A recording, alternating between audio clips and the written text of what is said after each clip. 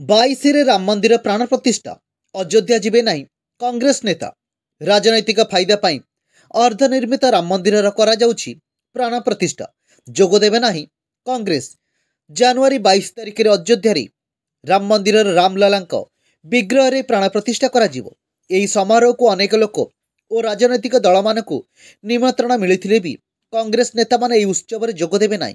कांग्रेस साधारण संपादक जयराम रमेश यह सूचना देते साधारण निर्वाचन थिबारु यह पूर्व अर्धनिर्मित राम मंदिर उद्घाटन करा जाउछि। राजनैतिक उद्देश्य रखी बीजेपी और आरएसएस यह काम करुछि। राजनैतिक दृष्टिकोण गुरुत्व बहन करुथिबा यह उद्घाटन को बॉयकट करिछि कांग्रेस। रामलला प्राण प्रतिष्ठा पाई मिलिथिबा आमंत्रण को कांग्रेस सीधासळख अस्वीकार करिछि। कांग्रेस दल पक्षरु जारी एक विबृत्ति कहुआ जाय जे गत मासरे कांग्रेस अध्यक्ष मल्लिकार्जुन खड़गे सोनिया गांधी और अधीर रंजन चौधरी को अयोध्या राम मंदिर उत्सर्ग पर निमंत्रण मिलता। यह कहुई जे प्रभु राम को कोटि कोटि भारतीय पूजा करती।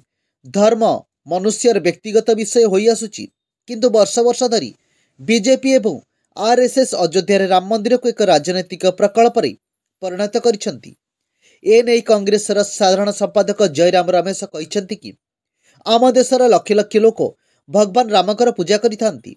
धर्म एक व्यक्तिगत व्यापार हेले आरएसएस और बीजेपी अनेक वर्ष धरी अयोध्या राम मंदिर को राजनैतिक प्रकल्प भाव व्यवहार करुच्ची। बीजेपी और आरएस नेता माने अधा निर्माण होइतिबा राम मंदिर प्राण प्रतिष्ठा केवल निर्वाचनी लाभ पाई करुथिबा जयराम रमेश कहते।